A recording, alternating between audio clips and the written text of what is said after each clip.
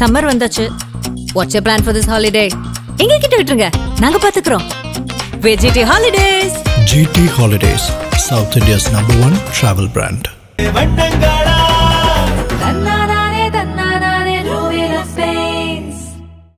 ஏதோ ஒரு மாதிரியாவே இருக்கு. ஏதோ கெட்டது நடக்க போறது மாதிரி தெரியுது. வக்பு திருத்த சட்டம் என்றால் என்னங்கிறது பொதுச் செயலாளருக்கு தெரியுமா தெரியாது? திருத்த சட்டம் எதனால பாதிப்புங்கிற பத்திரிகையாளர்கள் கேள்வி கேட்கிறாங்க. அந்த சட்டத்தை பத்தி ஒரு தெளிவான விளக்கமே இல்லையே பொதுச் செயலாளருக்கு. அவர் எந்த சரத்துல வருதுன்னு செய்தியாளர் கேட்கிறாரு. நீங்க எந்த சரத்துல இருந்து கேக்குறீங்களோ அந்த சரத்துங்கிறீங்க.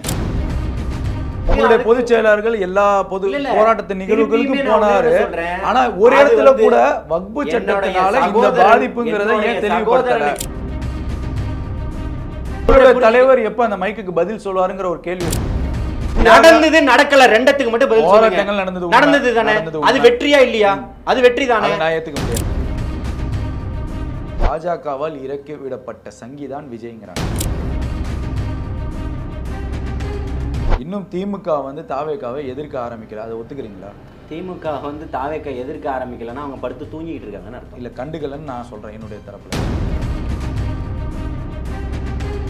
கொள்கைக்கு ஒரு பிரச்சனை அப்படின்னா ஒரு தலைவர் ஒரு நாள் அரை மணி நேரம் கொடுப்பதுல என்ன பிரச்சனை?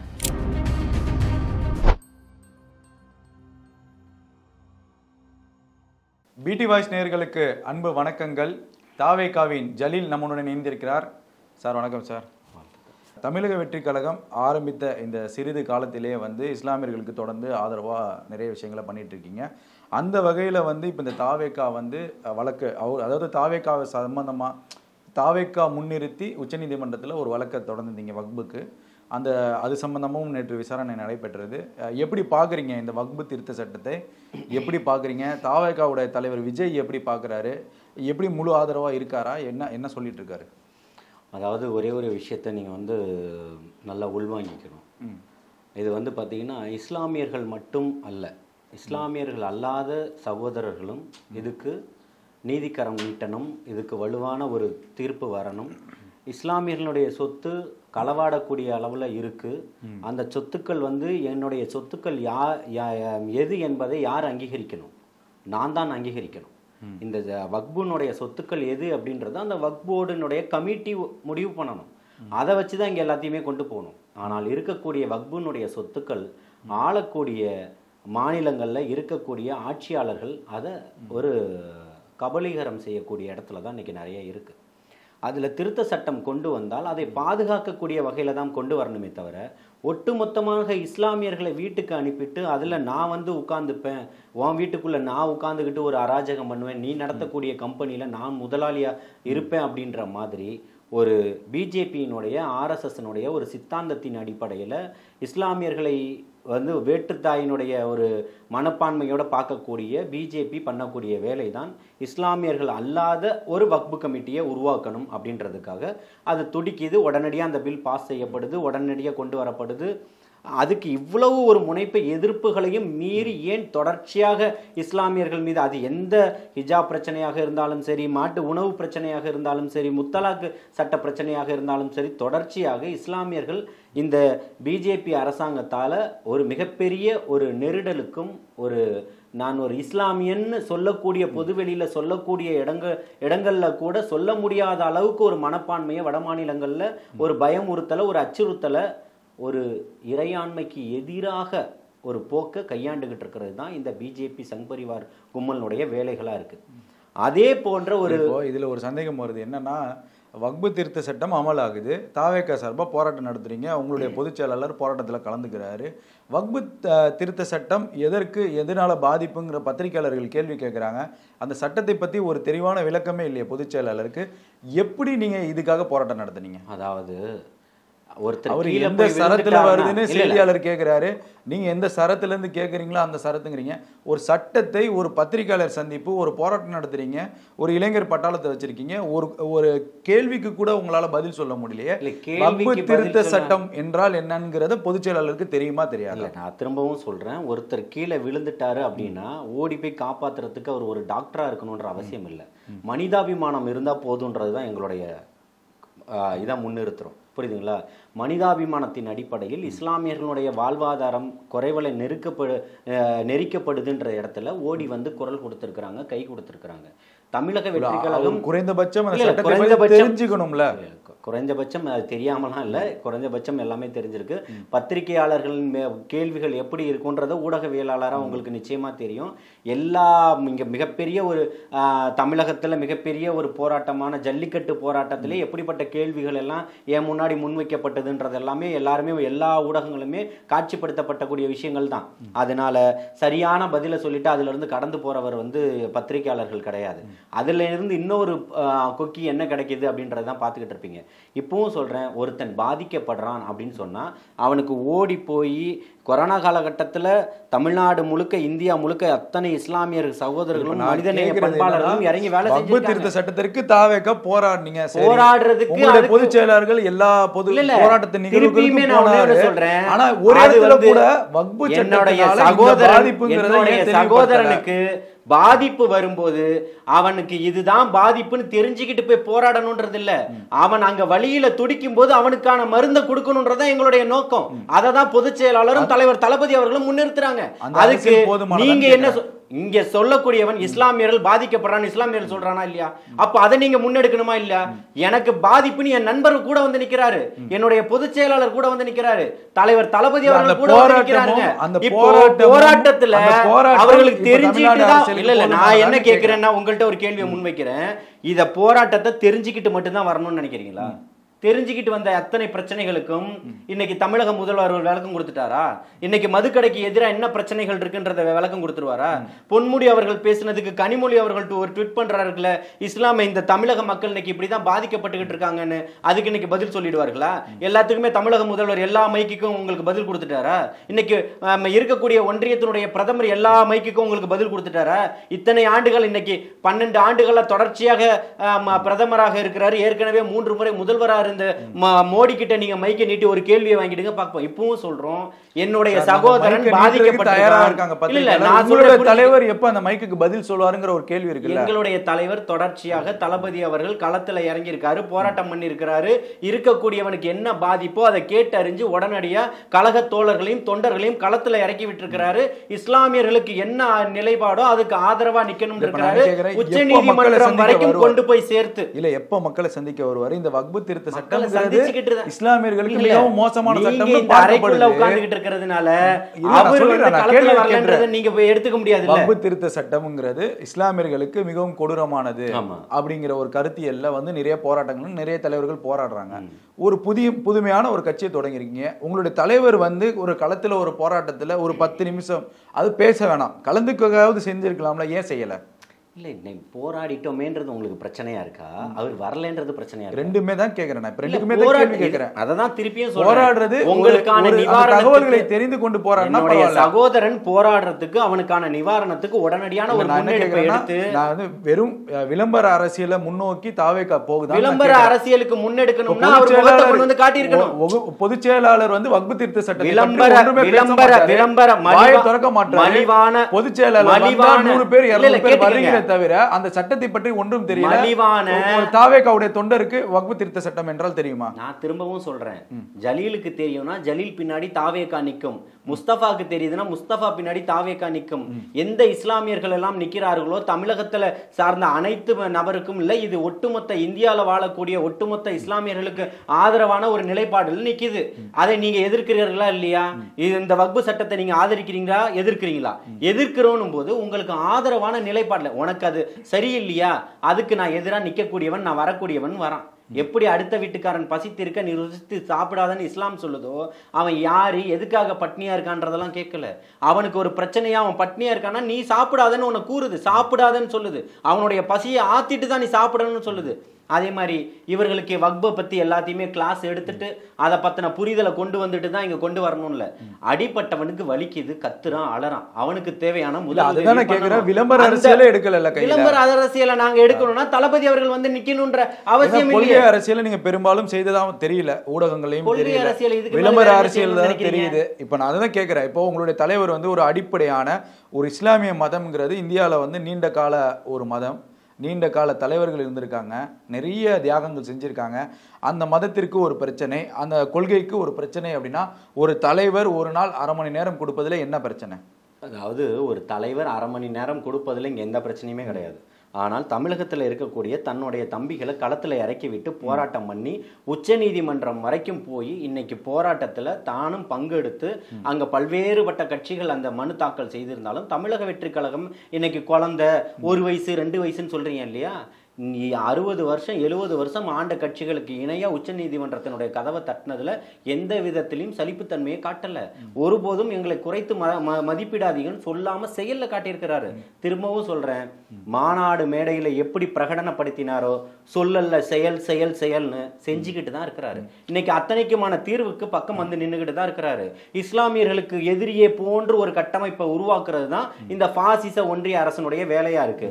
தமிழ்நாட்டில் வந்து இன்னைக்கு இஸ்லாமியர்களுடைய வாக்கு வங்கி நம்ம கிட்ட மட்டும்தான் இருக்குன்னு, இஸ்லாமியர்களுடைய பிரதிநிதியா நம்ம மட்டும்தான் இருக்கோம்னு நினைச்சுக்கிட்டு இருந்த திமுகவுக்கு தன்னுடைய கைப்பை காணாம போயிடுச்சோ அப்படின்ற ஒரு கவலை இன்னைக்கு வந்துருச்சு. இது தாவேக தலைவரை பார்த்தா? ஆமா, நிச்சயமா இஸ்லாமியர்களுடைய ஆதரவை பார்த்து, இஸ்லாமியர்கள் தாவேகா தலைவர் அவர்களுக்கு கொடுக்கக்கூடிய ஆதரவை பார்த்து நம்ம கையில இருந்த பை காணாம போயிடுச்சோ அப்படின்ற ஒரு பயம் திமுக அரசாங்கத்துக்கு இன்னைக்கு வந்திருக்குது. அதனுடைய வெளிப்பாடு தான் இன்னைக்கு அத்தனையுமே கக்கக்கூடிய விஷயமாக இருக்கிறது. ஆனால் சிஏஏ போராட்டத்தின் போது கூட, சிஏஏ சட்டம் ஒன்றிய அரசு இங்க கொண்டு வரும்போது கூட தமிழகத்தில் அதை ஏற்றக்கூடாது அப்படின்னு குரல் கொடுத்த முதல் நபர் யார்? அதை சொல்லுங்க. அதுதான் விமர்சனங்கள் என்ன வருது அப்படின்னா, இத்தனை இப்ப கட்சி ஆரம்பிச்சதுக்கு அப்புறம் தானே இந்த செயல்பாடுக்கு பண்ணாரு. ஒரு நடிகரா இருக்கிறப்ப இந்த சமுதாயத்துக்காக என்ன செஞ்சிருக்காரு? அம்பேத்கரை சமுதாயத்தை சேர்ந்த அம்பேத்கரை விமர்சிக்கலையா? அப்துல் கலாமை விமர்சிக்கலையா? விமர்சனங்களை தாண்டிய மனிதன் யாருன்னு கேக்குறேன். இந்த சமுதாயத்துடைய மக்கள் அவருக்கு ரசிகரா இருந்திருக்காங்க, பாலாபிஷேகம் பண்ணிருக்காங்க, பிளெக்ஸ் அடிச்சிருக்காங்க, போஸ்டர் ஒட்டிருக்காங்க. அப்பெல்லாம் இந்த இஸ்லாமியர்கள் தெரியலையா அப்படிங்கிற ஒரு கேள்வி அவர் மேல வைக்கப்படல. நீங்க திருப்பியும் கடந்த காலத்துக்கு நீங்க போறீங்க அப்படின்னு சொன்னீங்கன்னா, இதே திமுக ஆட்சி காலத்துல தான் பாபர் மசூதி இடிக்கப்பட்டது. நரசிம்மராவ் அங்க இருந்தாரு. காங்கிரஸ் ஆட்சி காலத்துல தான் பாபர் மசூதி இடிக்கப்பட்டதுன்றதை ஒத்துக்கிறீங்களா? கோத்ரா ரயில் எரிப்பு சம்பவம் எப்ப நடைபெற்றதுன்றத அங்க மத்தியில யார் இருந்தாங்கன்றதை ஒத்துக்கிறீங்களா? அப்ப இதுக்கெல்லாம் பின்புலன் யார் இருக்கா? அப்ப இன்னைக்கு நீங்க என்ன பண்ணிக்கிட்டு இருந்தீங்க? கொத்து கொத்தா இலங்கையில மக்கள் கொல்லப்படும் போது இங்க யார் இருந்தா? இதே திமுக அரசாங்கம் தானே இருந்தது. நீங்க என்ன பண்ணீங்க? இன்னைக்கு நீங்க பின்னோக்கி பார்க்கும்போது எல்லாத்தையும் பின்னோக்கி தான் பார்த்தாக வேண்டிய கட்டாயத்துல இருக்குது. அதனால நீங்க எடுக்கிறீங்க, அதை தான் எடுக்கணும்ன்றதுல இப்பவும் திருப்பியும் சொல்றோம். 2022ல 23ல களத்துக்கு வந்திருக்கிறாரு. 2ஆம் ஆண்டு துவக்க விழால பங்கெடுத்திருக்கிறாரு. அரசியல் நகர்வை கொண்டு போய்கிட்டு இருக்கிறாரு. தான் என்ன செய்வேனோ அதை தான் பிரகடனப்படுத்தி இருக்கிறாரு. நான் நாளைக்கே வந்துருவேன். தன்னுடைய ஷெட்யூல் எல்லாத்தையுமே என்ன சொன்னாரோ அதன்படிதான் கொண்டு போய்கிட்டு இருக்கிறாரு. இங்க எந்த மாற்றமும் இல்ல. நீங்க கத்துறீங்கன்றதுனால அவர் உடனே வந்து நிக்கணும்ன்ற எந்த அவசியம்? ஜனநாயகன் படப்பிடிப்புல இருக்காரு, முடிஞ்சிருச்சா? அதாவது படப்பிடிப்புகள் ஒரு பக்கம் இருந்தாலும் மக்களுக்கான தேவைக்கு மக்கள் கட்சியை என்ன பார்க்கணுமோ பொதுச் செயலாளர் அவர்கள் இயக்கிக்கிட்டு இருக்கிறாங்க. பொதுச் செயலாளருடைய அனைத்துமே இருக்கு. எல்லாத்துக்குமே தலைவர் வரணும்ன்ற அவசியம் இல்ல. தமிழகம் முழுக்க இந்த வக்ஃபு ஆர்ப்பாட்டத்தை ஆளக்கூடிய 60-70 ஆண்டுகள் பழமை வாய்ந்த கட்சின்றதை சொல்றதுக்கு விட மேலா பண்ணி காட்டி இருக்குது வக்ஃபு திருத்த இந்த சட்டத்தை எதிர்த்து போராட்டத்தை தமிழக வெற்றி கழகம்ன்றதை நீங்க ஒத்துக்கிறீங்களா? நெறியாளரா சொல்லுங்க. எல்லா ஆளக்கூடிய இத்தனை 60-70 ஆண்டுகள் கட்சியை மிகைப்படுத்தியே சொல்றதா கூட அரசியல் ரீதியாக நடந்துதான் நடக்கலையா? அரசியல் ரீதியாக நடந்தது நடக்கல. ரெண்டத்துக்கு மட்டும் பதில் சொல்லுங்க. நடந்தது தானே? அது வெற்றியா இல்லையா? அது வெற்றி தானே? நான் ஏத்துக்க முடியாது. அது நீங்க எப்படி ஏத்துக்கலன்னா வேற என்ன பண்ண முடியும்? அப்படின்னா அரசியல் ரீதியா அங்க வந்து அப்ப திமுக போராட்டத்தை நீங்க ஏத்துப்பீங்களா? அரசியல் ரீதியா நான் என்ன கேட்கிறேன்னா, தமிழக வெற்றி கழகத்தினுடைய போராட்டத்தை எடுத்து ஏத்துக்கிறதுக்கு நீங்க தயார் நிலையில இல்ல, மனநிலையில இல்ல. அப்ப திமுகவினுடைய போராட்டத்தை நீங்க ஏத்துப்பீங்களா?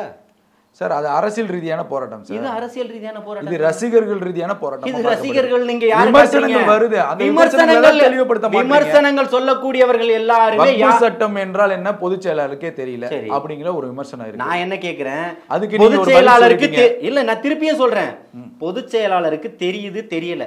இந்த என்னுடைய சகோதரன் பாதிக்கப்படுறான், நான் வந்து நிக்கிறேன்.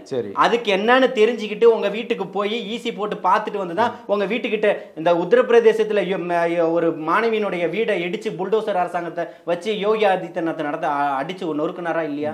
அந்த பிரச்சனைக்கு ஒட்டுமொத்த இந்தியாவும் குரல் கொடுத்ததா இல்லையா? அவங்க வீட்டு டாக்குமெண்ட், பத்திரம், அதுக்கு முன்னாடி தாய் பத்திரம், ஈஸியெல்லாம் போட்டு பார்த்துட்டு தான் நீங்க போராட்டத்துல பங்கெடுத்து. நான் என்ன கேட்கிறேன்னா அங்க ஒரு சகோதரி பாதிக்கப்பட்டாலும் போது அது ஒட்டுமொத்த இந்தியாவும் ஒன்றியமும் நின்றா இல்லையா அந்த சகோதரின் பக்கம்?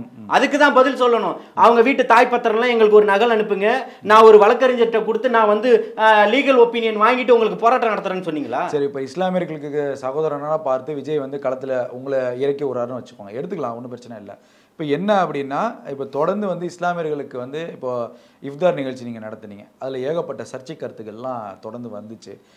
அதில் ஒரு விமர்சனம் வந்தது என்னன்னா, ஏன் விஜய்க்கு வந்து இஸ்லாமியர்களோட நிகழ்வுகளை அரசியலாக்கப்படணும், ஏன் இஃப்தாரை எடுத்தாரு, ஏன் ஒரு பொங்கல் விழாவை எடுத்துருக்கலாமே, வேற தீபாவளி விழாவை எடுத்துக்கலாமே, இந்த மாதிரி விழாக்களை ஏன் மாற்றி எடுக்கலாமே அப்படிங்கிற ஒரு விமர்சனம் வந்து, இது விமர்சனம் பைத்தியகாரத்தனமானதுன்ற.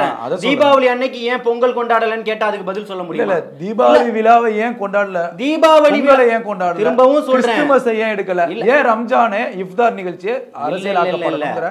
பிப்ரவரி மாசம் பொங்கல் வரல, பிப்ரவரி மாசம் தீபாவளி வரல, பிப்ரவரி மாசம் நான் சொல்றேன் கேட்டுக்கங்க, பிப்ரவரி மாசம் மத்த பண்டிகைகள் வரல, கிறிஸ்துமஸ் வரல, அப்போ புத்தாண்டு கொண்டாட்டம் வரல. பிப்ரவரி மாசம் எந்த நிகழ்வு நடந்ததோ அதுக்குதான் அனைத்துக்குமே அனைத்து தலைவர் இன்னைக்கு கூட தீரன் சின்னமலைக்கு இது பண்ணியிருக்கிறாரு, மலர் தூவி இருக்கிறாரு, மாலை மரியாதை. கேள்வி முடிக்கல, கேள்வி கேளுங்க. இப்போ அந்த மாதிரி விமர்சனங்கள்லாம் வருது. அதற்கு இடையில வந்து யூபியில வந்து ஒரு இஸ்லாமிய அமைப்பை சேர்ந்த ஒருத்தர் வந்து ஃபத்வா விட்டுருக்காரு. அது இஸ்லாமிய முறைப்படி ஃபத்வா அப்படின்னா ஒரு தடை, அவரோட ஒற்றுமைனா உறவும் இருக்கக்கூடாதுங்கிற மாதிரி ஒரு அதுக்கு அடிப்படையான விஷயம். இப்போ அந்த ஃபத்வாவை வந்து அவர் விட்டுருக்காரு. எதுக்காக அப்படின்னா, இந்த இஃப்தார் நிகழ்ச்சிக்காக இஸ்லாமியர்களுடைய புனிதத்தை வந்து விஜய்க்கு எடுத்துட்டாருன்னு சொல்லிட்டு. இப்போ இந்த விஷயத்தை நீங்க எப்படி பாக்குறீங்க? யார் அவருன்னு கேட்குறேன். மனநலம் பாதிக்கப்பட்ட ஒருத்தனுடைய மனநிலையில இருக்கக்கூடியவர் அவர் ஒட்டுமொத்த ஆல் இந்தியா முஸ்லீம் அசோசியேஷனோட ரெப்ரசன்டேட்டிவ் ஆயிட்டாரா? எந்த ஆல் இந்தியா முஸ்லீமோடைய ரெப்ரசன்டேட்டிவ்? அவரு ஒரு தரகாவை வச்சு பொழப்பு நடத்திக்கிட்டு இருக்கக்கூடிய ஒரு சாதாரண ஒருத்தர். 2022 தான் நீங்க களத்துக்கே உள்ள வரீங்க. அதை பண்ணிட்டு நீங்க ஒட்டு மொத்தமா வால் பிடிச்சது, மோளம் அடிச்சது, விளக்கு பிடிச்சது, அத்தனை விஷயங்களும் பிஜேபிக்காக மட்டும்தான் இருக்குது. மக்கள் பிரச்சனைக்காக என்ன எடுத்திருக்கீங்க? மக்கள் பிரச்சனையில என்ன பண்ணிருக்கீங்க?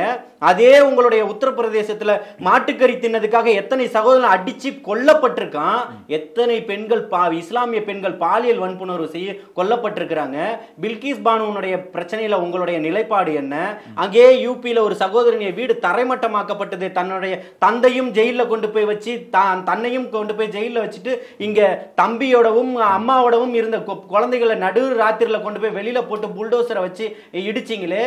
மோடி ஓட்டு கேட்டு வரும்போது புல்டோசரை முன்னாடி விட்டு உங்களுடைய ஆதிக்கத்தின் உங்களுடைய உச்சபட்சமான அராஜகத்தின் கட்டவிழ்த்து விட்டீங்களே. இதுக்கெல்லாம் இதே ரசீவி என்ன சொல்ல போறாருன்னு தான் நான் கேட்கிறேன்.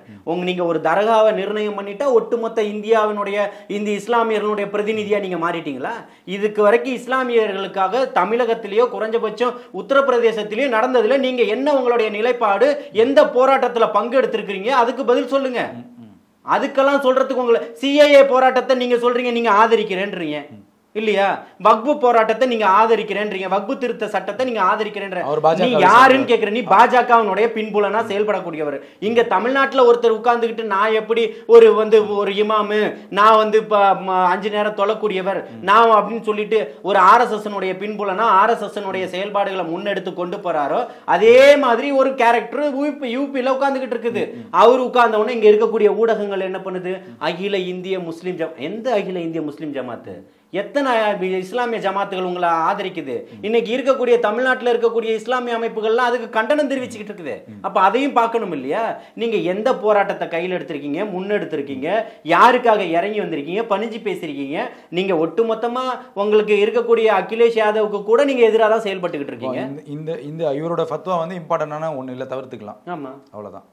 இல்ல ஃபத்வா கொடுக்கிறதுக்கு இவருக்கு ஒரு அதான் இது ஒரு பெரிய விஷயமும் கிடையாது. இவர் அந்த மாதிரி ஒரு ஆளும் கிடையாது. இப்போ பெரும்பான்மையா சில அரசியல் விமர்சகர்களா இருக்கட்டும், ஒரு மூத்த பத்திரிகையாளர்களா இருக்கட்டும், அவங்க சொல்லக்கூடிய ஒரு பிரதானமான ஒரு கருத்து, ஒரு குற்றச்சாட்டு, ஒரு விமர்சனம் தாவேகா மேல அப்படின்னா, அதிமுக பாஜக கூட்டணி இணைந்துட்டாங்க, திமுக ரூட்டு கிளியர். இப்போ திமுகவின் பக்கம் சிறுபான்மையினர்களும் தலித்துகளும் கிறிஸ்தவர்களும் பெரும்பான்மையாக அவர்களுக்கு வாக்கு செலுத்த தயாராக இருப்பாங்க. இது ஒரு மனநிலை. இப்போ இந்த மனநிலையை உடைப்பதற்காகவே பாஜகவால் இறக்கி விடப்பட்ட சங்கிதான் விஜய்ங்கிறாங்க. இதை நான் எப்படி நீங்க எடுத்துக்கிறீங்க? இதுக்கான விமர்சனத்திற்கான பாஜகவால் இறக்கி விடப்பட்ட சங்கின்னு சொன்னா, இன்னைக்கு நீங்க ஆளக்கூடியவர்கள் உங்களுக்கு பிரச்சனை, பொன்முடி வீட்டில் பிரச்சனைனா நீங்க டெல்லிக்கு ஓடுறீங்க, துரைமுருகன் வீட்டில் பிரச்சனைனா டெல்லிக்கு ஓடுறீங்க. ஏன் ஓடுறீங்க? உங்களை காப்பாத்திக்கிறதுக்கு அவர்கள் பக்கம் போய் நின்றுட்டு இருக்கீங்க. ஆனால் பகிரங்கமா பாசிசவாதிகள் தொடர்ச்சியா எதிர்த்துக்கிட்டு இருக்கிறாரு. நீங்க கொண்டு வரக்கூடிய சட்டங்களை சிஏஏவாக இருந்தாலும் எதிர்க்கிறாரு. இன்னைக்கு இருக்கக்கூடிய வக்பு பிரச்சனையாக இருந்தாலும் இந்த பில்லை பாஸ் பண்ணக்கூடாது, தடை பண்ணணும்னு நீதிமன்றம் வரைக்கும் போய் கதவு தட்டுறாரு. தன்னுடைய தோழர்களை சாலையில இறங்கி போராட விடுறாரு. அப்படிப்பட்டவர் இஸ்லாமியர்கள், திரும்பவும் சொல்ற, திமுக கையில இருக்கக்கூடிய கைப்பையான இஸ்லாமியர்களின் ஓட்டு மாறிடுச்சு அப்படின்றது அங்க இருக்கக்கூடிய 2 தலைவர்களை வச்சு முடிவு பண்ணக்கூடியது இல்ல. அந்த 2 தலைவர்கள் மட்டுமே ஒட்டுமொத்த தமிழகத்தினுடைய இஸ்லாமியர்களுடைய பிரதிநிதின்னு யாரும் சொல்லிட முடியாது.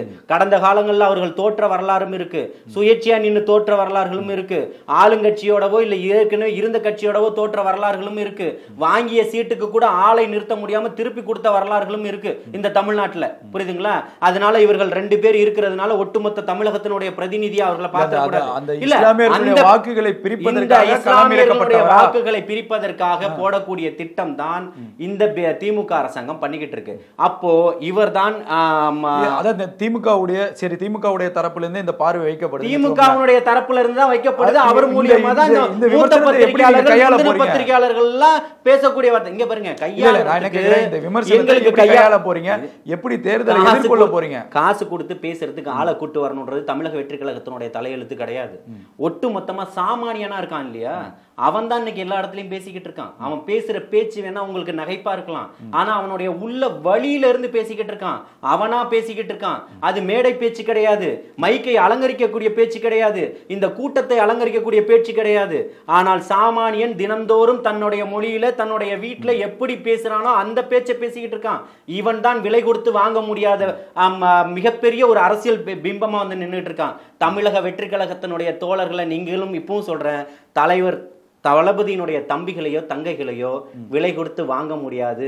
அவர்களை விலை கொடுத்து வாங்கக்கூடிய நோட்டுகள் இதுவரை இங்கு அச்சடிக்கப்படலை. சரி, இப்போ ஜனநாயகன் படம் பிடிப்பு எப்போ முடியுது, எப்போ சூறாவளி பிரச்சாரம்லாம் சொல்லியிருந்தாரு, மக்களை சந்திக்க போறேன் அப்படிங்கிற மாதிரிலாம் தகவல் இந்த மாதத்தினுடைய எப்போ படப்பிடிப்பு இந்த மாதத்தினுடைய இறுதிக்குள்ளேயே எல்லாத்தையுமே ஆரம்பிச்சாரு.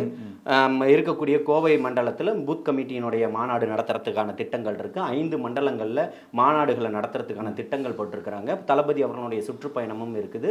மக்களுடைய குறைகளை நேரடியாகவும் கேட்கறதுக்கான திட்டங்களும் வகுக்கப்பட்டுக்கிட்டு இருக்குது. நிச்சயமாக வந்து மக்களை நேரடியாக சந்திக்கிறாரு, பூத் கமிட்டி மாநாடு நடத்துறாரு, கட்சியினுடைய அடிப்படை கட்டமைப்புகளை முழுமையா முடிக்கிறாரு. இந்த வரக்கூடிய மாதத்துல அடுத்த கட்ட நகர்வுக்கு தமிழக வெற்றி கழகம் முன்னோக்கி போய்கிட்டு இருக்கு. இது 26 தேர்தலை சந்திக்கிறதுக்கு போதுமானதா? நிச்சயமா போதுமானது. சரி, இப்போ அதிமுக பாஜகவுடைய கூட்டணி அமைஞ்சிருச்சு. திமுகவுக்கு வலுவான ஆல்ரெடி ஒரு கூட்டணி இருக்கு. இப்போ பரிதவிக்கப்பட்ட நிலையில தாவேகா தனித்து தான் நிக்க போதா? ஏன்னு கேக்குறேன். இல்ல யாரோட கூட்டணிக்கு போறீங்க, என்ன பண்ண போறீங்க? மக்களுடைய பிரதிநிதியா தான் வந்து நிக்கிறாரு. மக்களுடைய கூட்டணியில தான் இங்க தமிழக வெற்றி கழகம் ஆரம்பிக்கப்பட்டது. நீங்க வருவீங்கன்றதுக்காக திமுக எங்களுக்கு சீட்டு கொடுக்கணும் ஆரம்பிச்ச கட்சியா தமிழக வெற்றி கழகம்? அண்ணா திமுக சீட்டு கொடுக்கணும் ஆரம்பிச்ச கட்சியா தமிழக வெற்றி கழகம்? அப்படி ஒரு நிலைப்பாடு இந்த தமிழ்நாட்டுல இல்ல. அப்படி வந்த மகனும் தமிழகத்தினுடைய தளபதி இல்ல. தமிழக மக்களாட்சியும் மண்ணுக்காட்சியும் கொடுக்கறதுக்காக தான் தமிழக வெற்றி கழகத்தினுடைய தளபதி அவர்கள் இங்க வந்திருக்கிறாரு.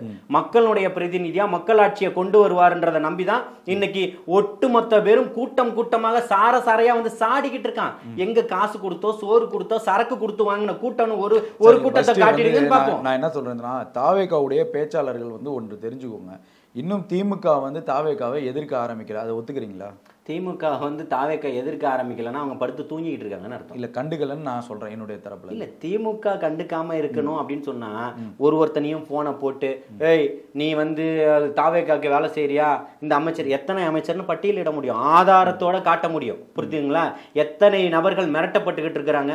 போர்டு வச்சா உங்களுக்கு என்ன பிரச்சனை? கொடிக்கம்பம் ஏத்தினா உங்களுக்கு என்ன பிரச்சனை? ஜனநாயக நாடு தானே. உங்களுக்கு இருக்கக்கூடிய அதே உரிமை உனக்கு இருக்கா இல்லையா? அப்போ இங்க திமுக கொடி மட்டும் பட்டோலி வீசி பறந்துடணும். இருக்கக்கூடிய தமிழக வெற்றி கழகத்தினுடைய தோழர்கள் எவனும் ஏத்தக்கூடாது. நீ ஊரை அறுத்து ஒலையில போடணும்னு நீ துடிச்சுக்கிட்டு இருப்ப. ஆனால் சொந்த உழைப்புல வேர்வையை சிந்தி, ரத்தத்துக்கு நிகரா வேர்வையை சிந்தி சம்பாதிச்ச பணத்துல அவன் கொடியேத்துவான். அதை உன்னால தாங்க முடியாது. ஏன் தெரியுமா? நீ எப்படி பணத்தை கொண்டு வந்து இந்த கொடியை ஏத்திருக்கன்னு உனக்கு தெரியும். அவன் ஏத்துற கொடியில தான் உனக்கு பயமே இருக்கு, அவனுடைய கட்டமைப்புல தான் உன்னுடைய பயமே இருக்கு. இங்க இது காசு கொடுக்காம தன்னுடைய சொந்த பணத்தை போட்டு இருக்கக்கூடிய ஆணும் பெண்ணும் சகோதர ஒன்றிணைஞ்சு நிக்கிறான் பாத்தீங்களா? இதுதான் உங்களுடைய பயம். அதுதான் சார், இப்போ இந்த மாதிரி சொந்த செலவுல தொண்டர்கள் வந்து செலவு பண்ணி கட்சியை வலுப்படுத்துறாங்கல்ல, இது நிரந்தரமா நீடிக்குமான்னு கேக்குறேன். நிரந்தர செலவுக்கு வழிவகுக்குமா? நிச்சயமா எனக்கான தேவைகளை பூர்த்தி செய்யறதுக்கு என்னோட தலைவன் வந்து சரி, இப்போ தாவேக்காங்கிறது தனிச்சு போட்டியிட போகுது.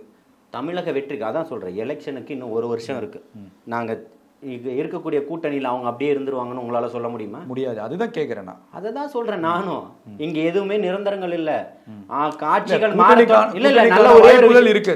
நீங்களே வந்து கடந்த காலங்கள்ல கேட்டிருக்கீங்க, அதிமுகவோட கூட்டணி இவ்வளவு போயிடுவீங்களா, இப்படி எல்லாம் பேரம் நடக்குதான்னு. அதுக்கெல்லாம் முற்றுப்புள்ளி இருக்கா? அதுக்கு முன்னாடியே பொதுச் செயலாளர் அவர்கள் பேட்டி கொடுத்துட்டாரா, அதிமுகவோட கூட்டணி எல்லாம் கிடையாது அப்படின்னு சொல்லிட்டு? தமிழக வெற்றி கழகத்தினுடைய தலைமையில் தான் கூட்டணி. அதை முதல் நீங்க புரிஞ்சுக்கணும். அதே மாதிரி அதுல தெளிவா இருக்கீங்க. ஆமா, நிச்சயமா அது பிரகடனை என்ன படுத்தினாரோ அதுல ஒருபோது மாற்று கருத்தே கிடையாது. அப்படின்னா இப்போ யாருமே இல்லையேங்கிறது தான் நான் உங்கள்ட்ட கேள்வி வைக்கிறேன். ஏன் கவலைப்படுறீங்க? பொறுமையா டாபிக் நியூஸ் நிறைய இருக்கு தரோன்ற. இப்ப கிருஷ்ணசாமி நேத்து தான் சொல்லியிருக்காரு, ஆட்சி அதிகாரத்துல பங்கு கொடுக்குறவங்க. அப்ப யார் கூட போவாரு? உங்க கூட தான் வருவாரு. இல்ல, நான் என்ன கேக்குறேன், ஆட்சியும் அதிகாரமும் அதிமுகவோ திமுக கொடுத்துருமா உங்களுக்கு? இல்ல, அதுதான் சொல்லுவாங்க. அதிமுக போய் உட்கார்ந்துகிட்டு இன்னைக்கு வரைக்கும் நாங்க நல்லா இருக்கோம் பலமா இருக்கோம் பேட்டி தான் கொடுத்துட்டு இருக்கீங்க. அதிமுக வலுவா இருக்குன்றத உங்களால சொல்ல முடியுதா? நான் என்ன கேக்குறேன்னா, திமுகவுக்கு ஒரு கூட்டணி இருக்கு, அதிமுகவுக்கு ஒரு கூட்டணி இருக்கு, டிவிக்கே யாரோட கூட்டணி அமைக்க போறீங்கன்னு கேக்குறேன். எந்த கட்சியுமே இல்ல. நீங்க ஆளே இல்லாம நீங்க கூட்டணி வச்சு என்ன பண்ண போறீங்க? தலைவர்களை மட்டும் வச்சு நடத்திடலாம்னு பாக்குறீங்களா? தலைவர்கள் 2 பேர் ஓட்டு போட்டா போதும்னு நினைக்கிறீங்களா? தலைவர்களுக்கு இருக்கக்கூடிய அந்த ஒரு படைபலத்தை மட்டும் வச்சு நீங்க அரசியலுடைய வாக்குகளை நிர்ணயம் பண்ணிடலாம் நினைக்கிறீங்களா? முட்டாள்தனமான கருத்து. இங்க இருக்கக்கூடிய ஒட்டுமொத்த பேரும் மாத்தி யோசிச்சுக்கிட்டு இருக்கிறான். திமுகவுக்கு இன்னைக்கு ஓட்டு போடுறதுக்கு யாரும் தயாரா இல்ல. திமுகவுடைய வாக்கு வங்கி அப்படியே இருக்குன்னு நினைக்கிறீங்களா? திமுக நான் என்ன கேக்குறேன்னா, தமிழகத்தினுடைய வருகையில, தமிழக வெற்றி கழகத்தினுடைய வருகையில, தமிழ்நாட்டு அரசியல்ல 2026ல திமுகவுக்கு ஓட்டு அப்படியே தான் இருக்கு, இல்ல இன்னும் அதை விட அதிகமா இருக்கு, திருப்பியும் திமுக தான் ஆட்சி அமைக்க போகுதுன்னு உங்களால சொல்ல முடியுமா? இப்பவும் சொல்றேன், அந்த கூட்டணியில இருக்கக்கூடிய கட்சிகள்ல இருக்கக்கூடிய தொண்டர்கள் காரி துப்பிக்கிட்டு இருக்கான். முதல்ல கூட்டணியை விட்டு வெளியில வான்னு சொல்லிக்கிட்டு இருக்கான். அண்ணன் திருமாவளவன் நிலையான கருத்தை சொன்னாரா? ஆட்சியிலும் அதிகாரத்திலும் பங்கு எடுக்கிறது தான் விடுதலை சிறுத்தைகளுடைய நோக்கம். காங்கிரஸ் உடைய தலைவர் செல்வ பெருந்தகை வந்து துணை முதல்வர் போஸ்டர் ஏன் ஓட்டுறீங்க? அதுதான் சொல்ல வரேன். அததான் நான் கேக்குறேன், ஏன் ஓட்டுறீங்க? அதுதான் கேக்குறேன். உங்களுக்கு நீங்க வாயை மூடிக்கிட்டு திராவிட முன்னேற்ற கழகத்துல கையெழுத்த போட்டு 20 சீட்டு, ஏற்கனவே 40 சீட்டு வாங்கிட்டு இருந்தீங்க. உங்களை 20 கொண்டு வந்துட்டாங்க. இந்த தேர்தலில் 10 ஆக்கிடுவாங்க, இல்ல 15 ஆக்கிடுவாங்க. அண்ணன் திரும்ப 10 சீட்டு வாங்கிட்டு இருந்தாரு, 6 ஆக்கிட்டாங்க. ஏன்னா மனிதநேய மக்கள் கட்சிக்கு 5 சீட்டு கொடுத்துருந்தாங்க, இப்ப 2 சீட்டு ஆக்கிட்டாங்க. அந்த 5 சீட்லயும் நிக்க முடியலன்னா அவங்க கொண்டு போய் 1-2 சீட்டை திருப்பி கொடுத்துட்டு வந்ததெல்லாம் கடந்த கால வரலாறுகள், யாரும் மறுக்க முடியாது. அப்ப இருக்கக்கூடியவர்கள் எல்லாம் தேய்பிரையா தான் வந்துகிட்டு இருக்குது. அவங்களுடைய வேலையை, திமுகவோட வேலையை இருக்கக்கூடிய கட்சிகளை முடிச்சு உடனே தான் வேலை பார்த்துக்கிட்டு இருப்பாங்க. இல்லை, இப்போ அதுதான் நான் கேட்குறேன். இவ்வளவு இப்போ தாவேக்கா வந்து தன்னுடைய இஸ்லாமிய சகோதரர்களுக்காக வெயிலிலும் மழையிலும் கஷ்டத்திலும் துக்கத்திலும் துயரத்திலும் கூட இருக்கிற நீங்கள், ஆனால் உங்களுக்கு ஆதரவாக எந்த ஒரு இஸ்லாமிய இயக்கங்களும் இல்லையே அப்படிங்கிறது ஒரு வருத்தத்துக்குரிய செயலா இருக்கா? இல்லை, எங்களுக்கு தேவை இயக்கங்களா, இஸ்லாமியர்களா, மக்களா?